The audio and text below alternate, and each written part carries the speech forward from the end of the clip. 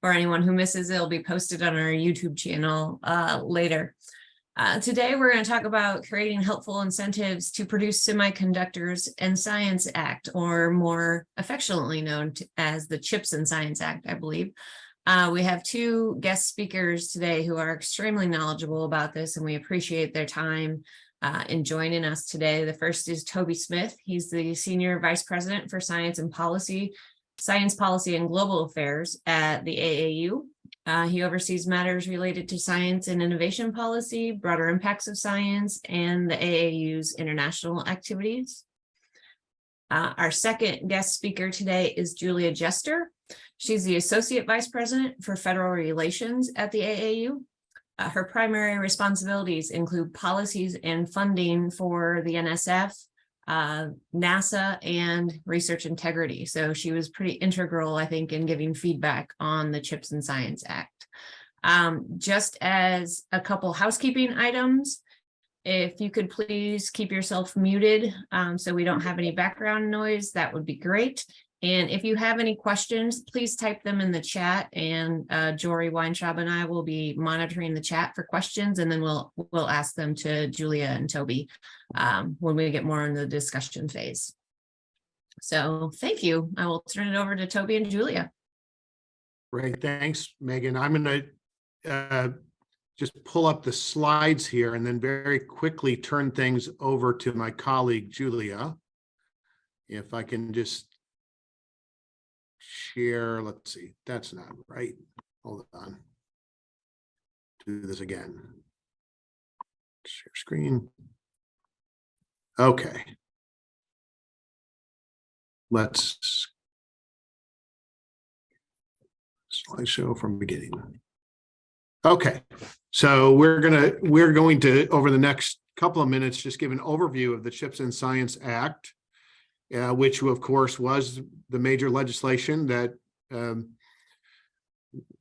several of us, Julia and I, had been involved in, others here at AAU, and trying to push through the process. And that was finally approved and signed by the president back, I believe it was in August. And we'll give you an overview of what's in the bill and some of the things that might be of most interest, and then happy to take questions. So with that, I'm going to move in, and Julia is going to kick things off, and we're going to kind of do a tag team through this PowerPoint presentation, and then take questions. So I will kick it to Julia to give you an overview of what's actually in the bill. Thanks, Toby. Hi, everybody. We're really glad to be here today. Thank you for inviting us. And I would say the disclaimer up front is the bill is more than 1,000 pages long, and it went through about 50,000 different iterations. And so what we're going to put on these slides here today is not comprehensive. It is just an overview of some of the provisions that were included in what is now law. So we welcome questions, but also I'm not sure I can answer all of them, because there are pockets of this legislation that I don't know well. Where AAU really focused was on the research related provisions in the legislation. So really the AND Science Act. But this slide is really at the highest level what is included in the bill. And you do see a lot of coverage of the amount of money that was provided in the legislation. There were $52 billion provided to incentivize domestic semiconductor manufacturing. You also see a lot of press that says there was maybe 200 billion, sorry, with a B, provided in the CHIPS and Science Act. And that usually is actually adding up the authorizations in the bill plus the actual funding in the bill to get that total. So there were $170 billion authorized to be appropriated, but not yet appropriated, mostly on the end science side. Two provisions that I think probably your community heard about and have been following were the creation of the new directorate at the National Science Foundation. That's the Technology Innovations and Partnerships Directorate, as well as there's been a lot of interest in the regional innovation and technology hubs that were authorized at the Department of Commerce.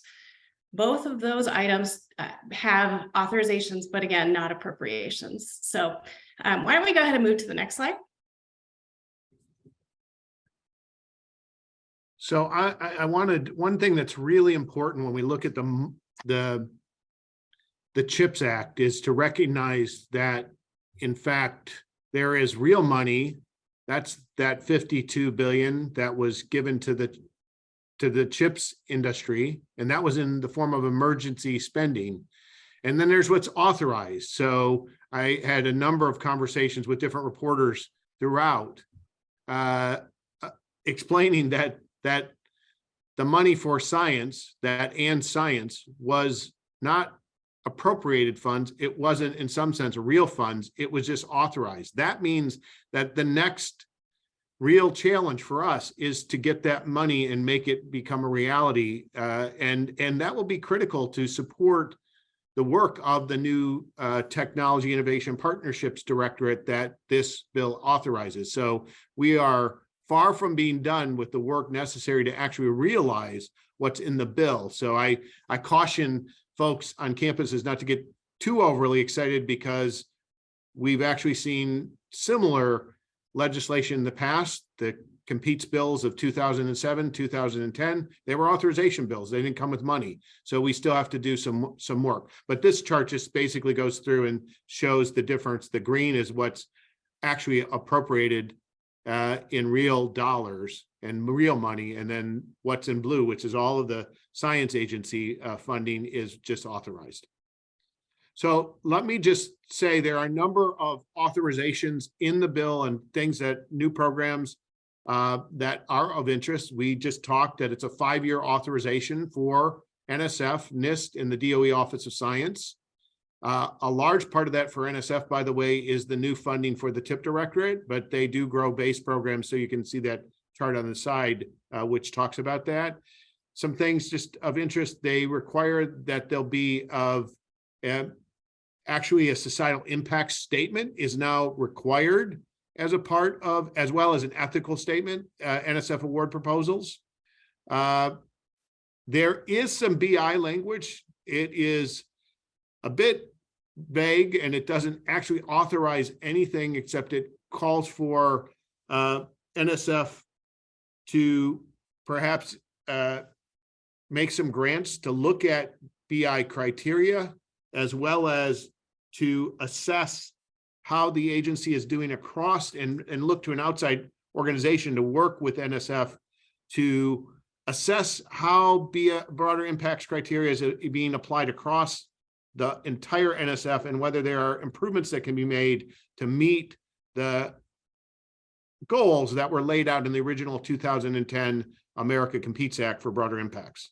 There is language in the bill that is directly aimed at combating sexual harassment in the scientific workplace, and as it relates to labs that are being funded off of NSF or other. Actually, it's broader. It's all agency funding from the federal government. So it directs OSTP to work on a uniform set of sexual harassment guidelines for all research agencies. One of the areas I spent far too much time working on, but is really important, is research security provisions. The legislation empowers the NSF to do more in this area. It creates a new research security office and chief of research security within NSF.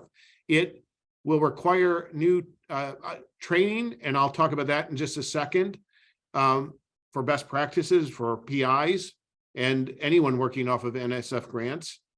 It prohibits participation in certain malign foreign talent recruitment programs, and requires increased transparency in terms of where institutions may be receiving funds if those come from foreign sources.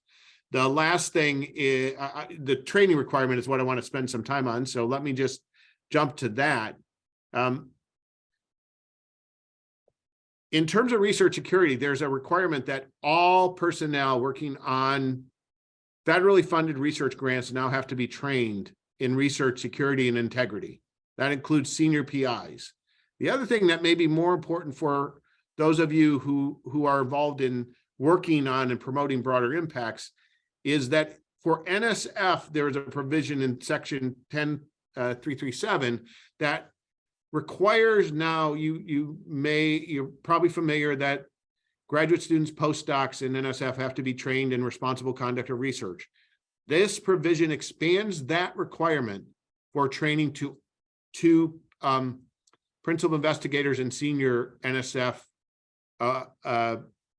individuals working on NSF grants. that opens the door perhaps for some additional way to talk to faculty about the importance of broader impacts as it relates to some of those things that directly fall under the RCR category. So I'm now going to turn things back to Julia, who's going to talk about some other authorizations of interest. Julia. Yeah, and we only have 2 more slides here, so we'll be really brief. We just bucketed a couple items here under the infrastructure banner. There was a lot of talk about infrastructure over the past 2 years in Congress, and infrastructure needs not only for the country, but also for research. And there were actually possibilities at one point that research infrastructure was going to receive some funding through some of the reconciliation measures that were considered early in the process. Ultimately, that did not happen, but some of those provisions ended up as authorizations in CHIPS and science. And so peppered throughout, there is a lot of support for research infrastructure. In particular, there are some policy measures that I would say do take effect immediately, things like waiving cost sharing for some of the smaller research infrastructure needs under the Major Research Infrastructure Instrumentation Program, which is under $4 million at NSF. And there are just a lot of other things that if they're funded, they will help to alleviate some of the pressure on some of those resources at the federal agencies. If nothing else, I would say the Hill is much more aware of research infrastructure needs because of this discussion that took place and ultimately the language included in CHIPS and science. Let's go to the next one, Toby. Oops. Last but not least, I mean, really, this could have been 10 slides. The provisions related to STEM education, workforce, diversity, and equity are major thrust in CHIPS and science. They work from the very get-go. There's a real focus on regional innovation, geographic diversity, but also the diversity of the STEM workforce and who's involved in STEM at the earliest ages. So this is just a sampling of some of the provisions. At NSF, where I worked a lot in the course of this legislation, there is actually a program NSF has already even started called Granted that you may be aware of, that I think is somewhat responsive to some of this focus in the legislation, especially on research institutions that are maybe not R1s, but want to build their research capacity. And that's what that program is really directed at across the country. If institutions really want to obtain resources and expertise to build their research capacity, NSF is trying to really expand that focus. So again, that is a very high level overview of the legislation. Toby, I don't know if you want to close with any comments, but we don't have any more slides.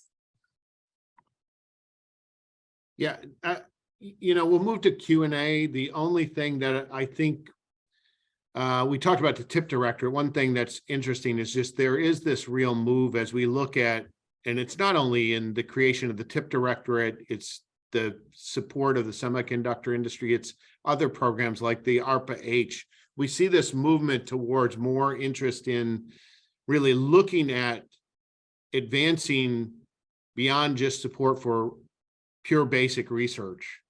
And how do we make sure that the investments we make at the federal level do have an impact? And that's some of what I think you see with the creation of the TIP directorate. And I think you could even argue that we're actually seeing a much more willingness to support industrial policy in the U.S., which I could be happy to talk about during Q&A. But why don't we open up to questions that you might have, and we're willing to try and tackle any areas of the bill that you'd like to learn more about. And I'm going to stop the share here. Thank you, Toby and Julia. Originally, I was saying have people add questions in the chat, and if you do so, that's great. Sometimes I realize your questions might get a little long, and since we have roughly around 50 people, I think we can handle the raised hand feature of Zoom. Over 100 had me nervous, that which is what we had originally registered. So if you would prefer to ask your question instead of type it, feel free to use the raise your hand, and we'll kind of call on you as questions arise. There are a couple currently in the chat.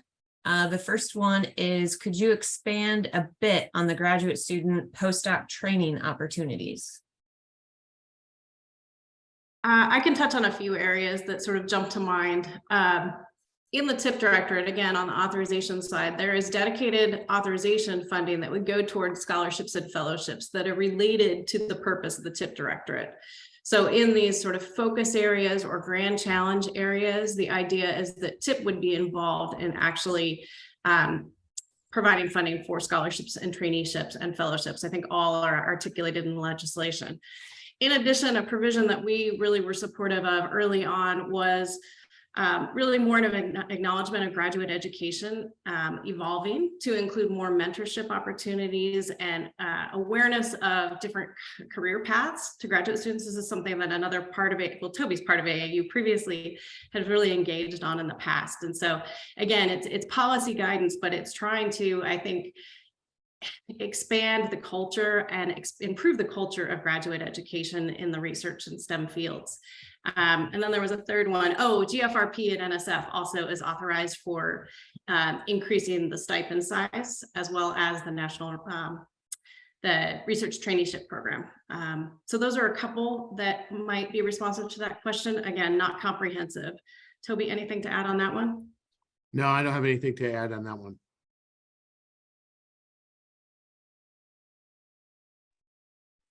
Okay, we have a couple more.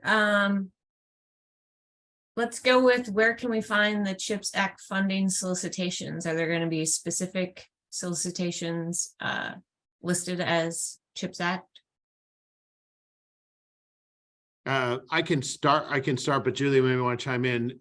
They're just going to come out. Now, what you've seen so far is not any solicitations because they're still not funding, or for the most part, where that is a bit more murky, and there have been some solicitations that are kind of banking on the CHIPS funding, is as the TIP directorate has gotten up, they've done their innovation engines kind of solicitation, which some of you are probably familiar with. I know it's created a lot of buzz on campuses and concept papers that have been submitted, and that is moving forward. They still need to get, and are hoping to get, the funds then to build that out. So particularly their phase 2 awards, they can provide more of. Others are slow to come out, and you're not going to see them until we haven't even passed appropriations for this year yet. So we're behind, as Congress typically is. It's going to be a while, and there won't be any kind of like, this is a CHIPS funding solicitation. You're just going to see these kind of come out from the agency as there is the ability to move forward some of the new programs that have been authorized. Julie, anything else to add? Yeah, I would say there's 2 websites. There's chips.gov, which is actually sort of the national implementation office for CHIPS. And so there are solicitations that are anticipated, mostly starting in the new year, but that is a place you can go. There are opportunities to partner, usually with industry, on some of those actual 52 billion. But then on the TIP side, NSF has been very active, and I think this is probably a better question to ask NSF about when they might be putting solicitations out, but they do have a funding opportunities link, and I just posted that in the chat, where you can search by TIP. So while TIP is not exactly CHIPS funding, it is sort of the new activities that NSF has engaged in because of the authorization legislation, or pre-authorization legislation, but when they knew it was coming. So that might be a place to check out. Great, thank you. There's a question that you may have, I think you already touched on with the last answer, but it's a little bit different, so I'm going to ask it. It says, so far, I've only seen press releases about CHIPS Act funding aimed to industry. How will tenure track faculty be able to apply for these, or just should they keep an eye out on the NSF solicitations in the future? Do you want to start? Well, I would say, just to expand on what I was saying about some of those actual funded opportunities, CHIPS authorized hopefully I get this acronym right, National Semiconductor Technology Center. So it's an NSTC, not to be confused with the other NSTC, but it is an activity that specifically calls out partnering with academia to do some advanced R&D related to semiconductor work. And so if you're in that field, those opportunities may be really soon. I heard department officials say yesterday they expected to actually fund some of those awards before the end of 23, which is a fairly ambitious timeline. So that's what I got on actual funding. Otherwise, I would keep an eye on NSF's website and see what happens with the end of the year. We're on a continuing resolution until December 16th. If there are actually increases in FY23, I think some of that, not all of that, but some of that money would go toward maybe some of these new solicitations in 23.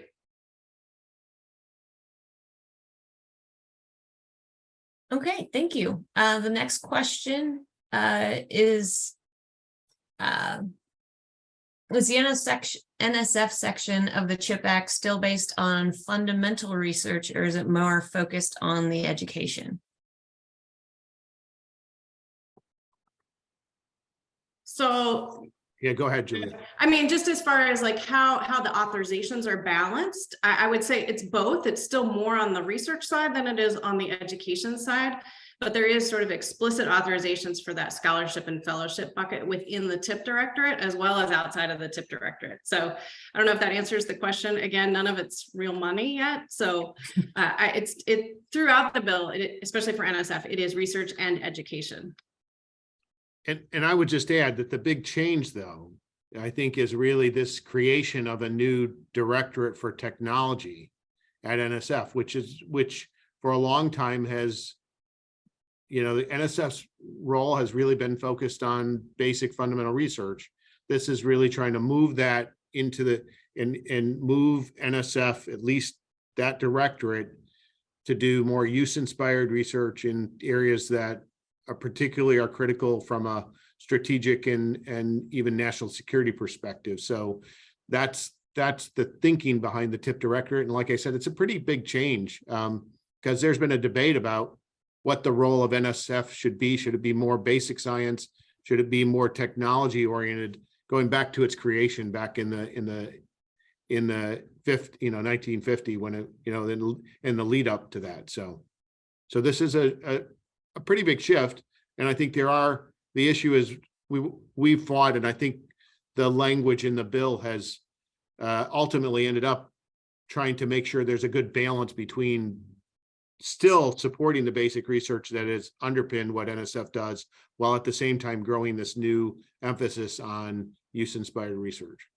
Yeah, and I think it's also worth reflecting a little bit looking backwards, because the way this all started about 4 years ago was Majority Leader Schumer saying he wanted to create a new agency that was very focused on competing with China. And over the past 4 years, it really evolved through various iterations put forward by both the House and the Senate by bipartisan legislators into a piece that was included under the banner of NSF. And that wasn't a given at the beginning. And so I think a lot of feedback was received and considered. And I think still for this community, the question is, how does it fit into NSF and how does it complement and work together? But I think the fact that we ended up with an authorization that authorized existing NSF as well as this newer function is a positive for coherent policy and strategy on this front. And also, I would say it became a bill that was both about competition with China, but also really solving these grand societal challenges. And that was a very clearly articulated goal now in the authorization for this new piece at NSF. Nice, thank you. There's one more question that was in the chat, and then I think I've come up with one or two, but I just wanted to add again that if anyone has a question and wants to use the raise your hand feature, if you don't want to type it, that's fine, or just go ahead and type one in the chat. This question has to do with the MRI solicitation. It asks when it's going to be posted, but you guys are not NSF heads, so you don't have any probably information on that. But just wondering if there's going to be any other major revisions that you know about for the MRI solicitation other than the waiving of the cost share requirement. I don't know that, unfortunately. Yes. I kind of wondered. I was wondering if I think Toby was talking about the changes in the statements for ethics and broader impact. Was it ethics and broader impacts, or was it ethics and It's an ethical statement and societal impact statement, I believe. And societal impact statement, is that, Sure. do you foresee that being different than the broader impact statements within proposals or in addition to? Or could you expand on kind of what you think that change might be as regards to NSF? So I can talk a little bit to this, Toby, if you want me to. Yep. We've seen previous legislation on artificial intelligence that included a provision like this, and it did become law, I believe, early last year, late last year, where there is concern, I think, amongst policymakers that the consideration of ethical impacts of research doesn't always take place early in the process. And so through this process, there was a decision made by the authors of the legislation that this should be applicable to many things at NSF, that they really do want researchers early in the process to be thinking about both the positive and potentially harmful outcomes of their research. And so I think it is part of broader impacts, but I don't know that is exactly how it will be implemented, because I think there probably is some flexibility on that. There's also, it's very carefully worded to say as appropriate. So there is acknowledgement that there may be some, I would say, very pure mathematical research where you're probably not going to need to have an ethical impact statement. But for anything that would probably involve potential interaction with humans or apply to a lot of different things would probably merit it, but that is at the discretion of the director. Toby?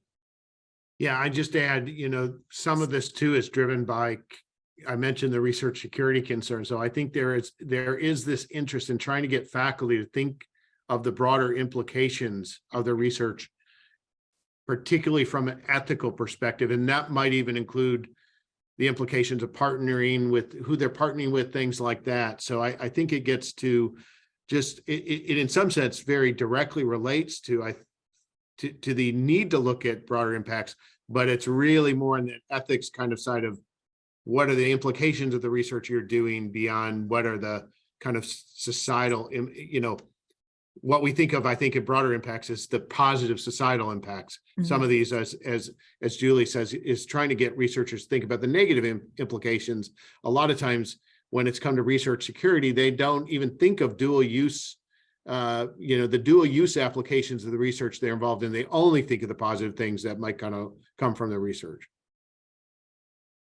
Yeah, that's a great point. So not all impacts are positive. Let's see. There was one question, a clarifying question on the pending appropriations relevant to the December 16th date that you mentioned, Julie.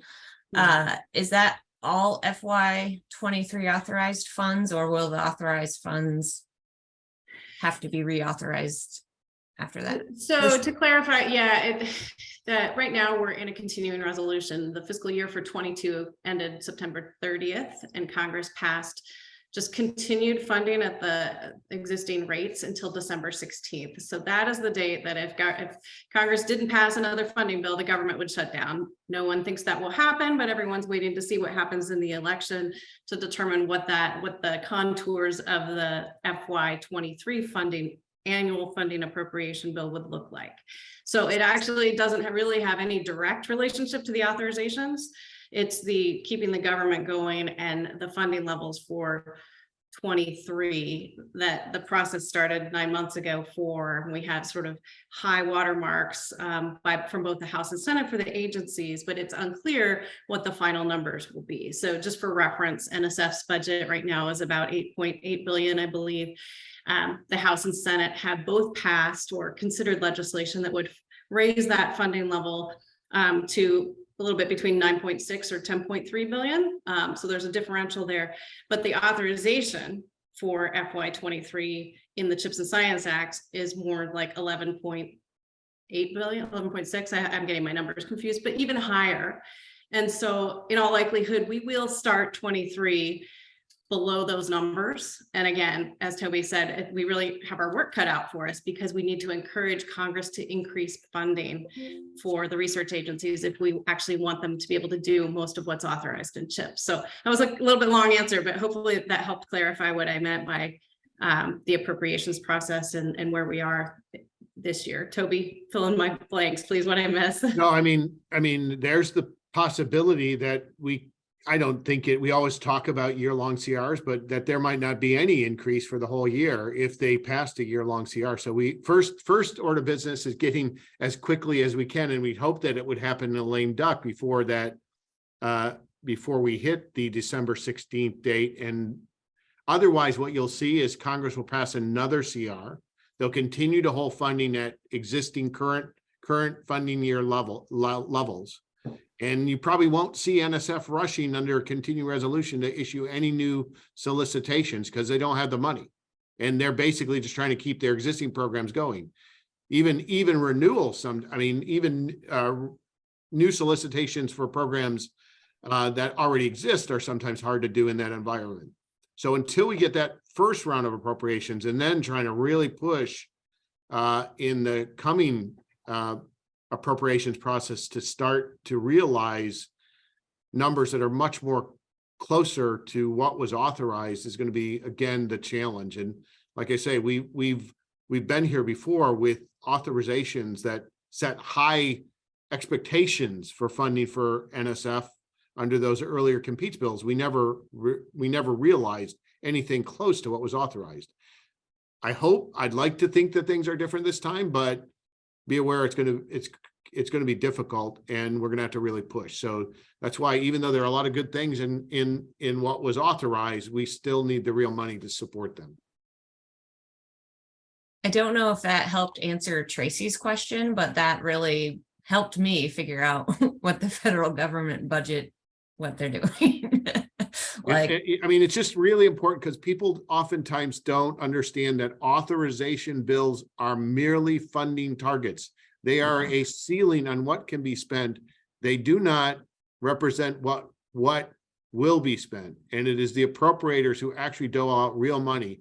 The reason the CHIPS was different is they actually did provide real money in the form of emergency spending to give to the semiconductor industry. So that 52 billion is they're getting that money now. It's going to be doled out, and there are, as Julia said, some of those funds may find their way to universities. It's just not clear at this point how much is really going to be available for the university community coming out of, the education funds and some of that related directly to the semiconductor industry may be benefit to some universities.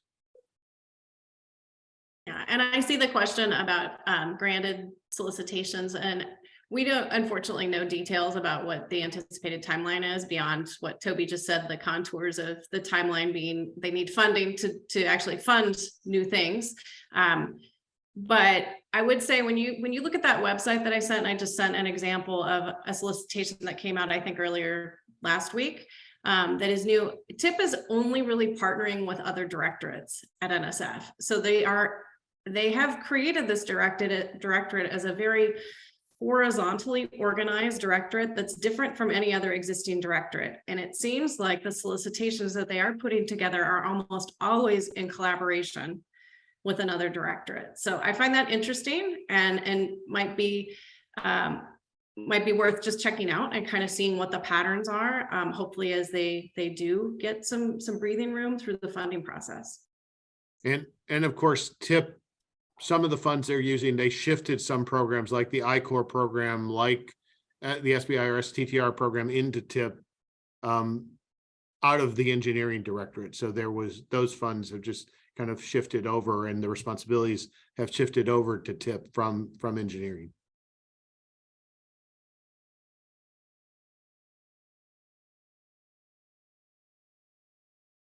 Oops, I pushed the wrong button. Thank you for that. Are there any other questions? I think we've hit most of them that are have been in the chat. If anybody else has any questions, you want to raise your hand, feel free, or type real quick. People moved on my screen.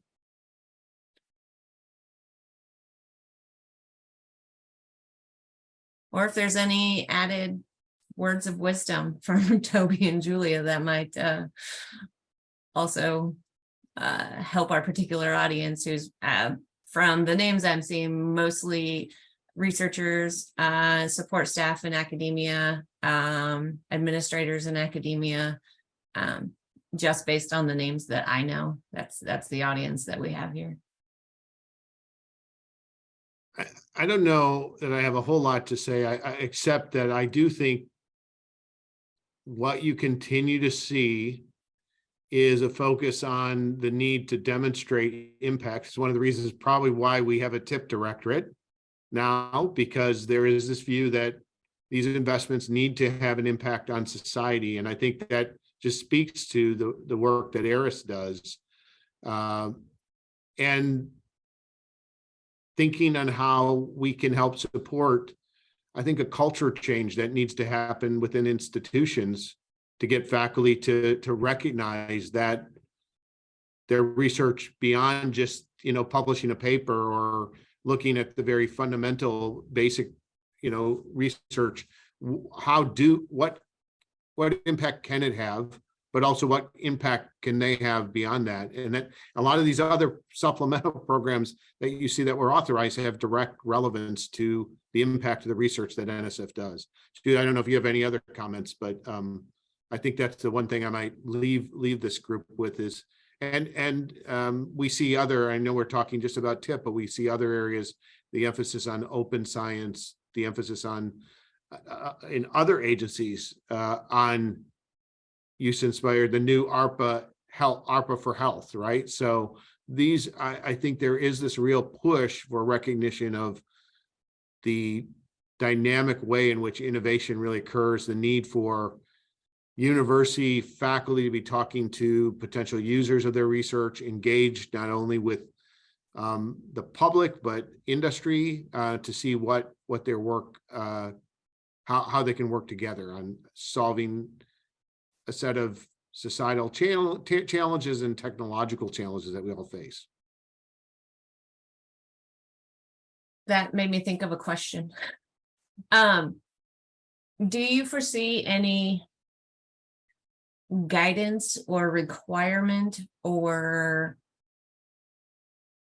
anything like that coming from either Congress or NSF or the AAU to institutions on how they can support their faculty researchers in this? Because, the big argument from researchers that we usually hear is, I have to do all of these other things, XYZ, for promotion and tenure, and now we're just adding more and more things. Do you foresee anything coming from Congress or NSF or the AAU as guidance on how institutions can support their faculty so that they have a less burdened feeling when thinking of the societal impacts of their research and things they might have to do in addition to that? I can start, and Julie may have some comments. I don't know about guidance on how, the challenge of the cultural change that I talked about is one that can be greatly impacted. And I think, frankly, NSF, by creating broader impacts, has helped to move that ball. You can debate how much funding there is, because money actually makes researchers think differently. If they get money to do something that fits into the already pre-existing culture, that getting grant funding is a good thing. If that grant funding is more diversified and broader, I think it's good that in that sense we have the language that actually is encourage even some grant funds to be given out to look at broader impact criteria, which is in the bill, but it's not authorized at any funding level, mind you. It's just encouragement to NSF. I think trying to expand that to other agencies is going to be important. I think where we are at right now as an association is much more trying to deal with some of the how to make the increased compliance requirements that are being called for in this bill and elsewhere. Those research security requirements, disclosure requirements where you have to report information about foreign funding of sources of funding from any source, but there's particular emphasis on foreign funding sources where you might be getting research.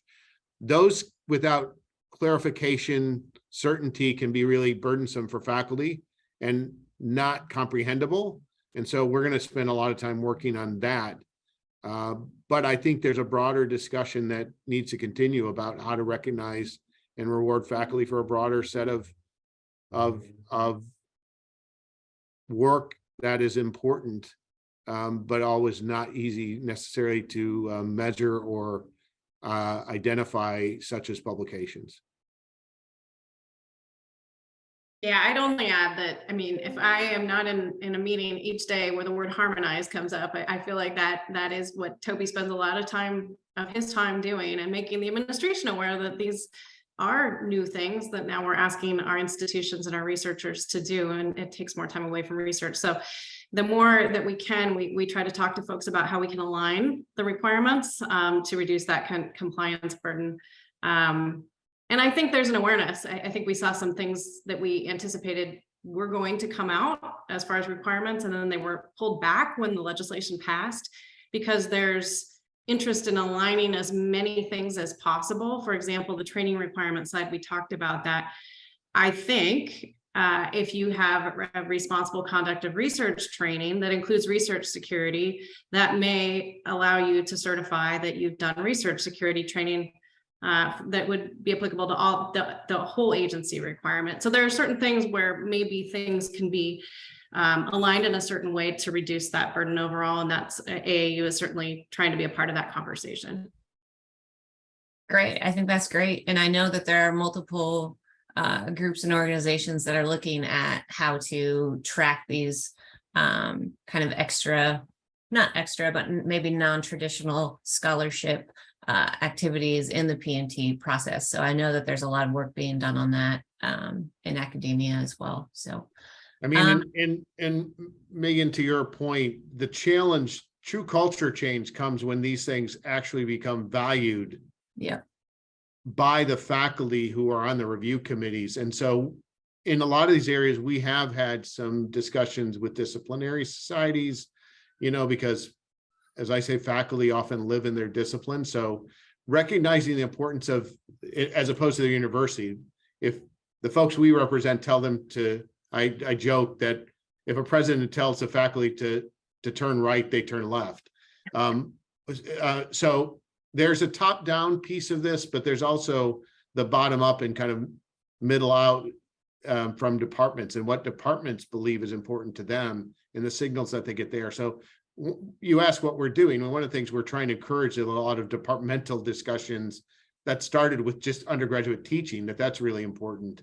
But we're also, and we actually have an award that's looking at and supporting some departments to do really innovative work across the department in assessing what constitutes quality teaching.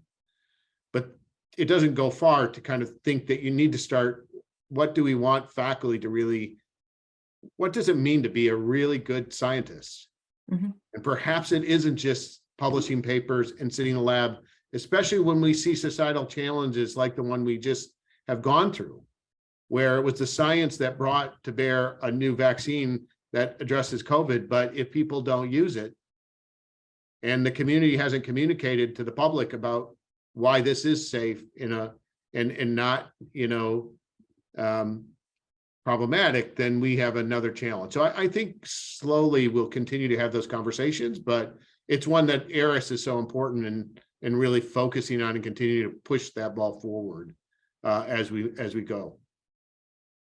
Well, thank you. I don't see any other questions. So I think we can probably end here. I want to thank Toby and Julia for giving us their time so generously. I know you're busy and we had to reschedule because meetings at the White House, I think, probably take precedence, Toby.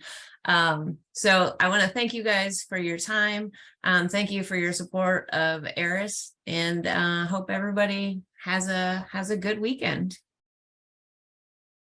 Thank you. Thanks. Oh, and as Teresa will probably tell me, if you have a summit session proposal for the ARIS 2023 session, those are coming due November 4th. So please get those in. I know Teresa wanted me to announce that earlier. So, and also, if they didn't see the announcement in chat, we will be posting the slides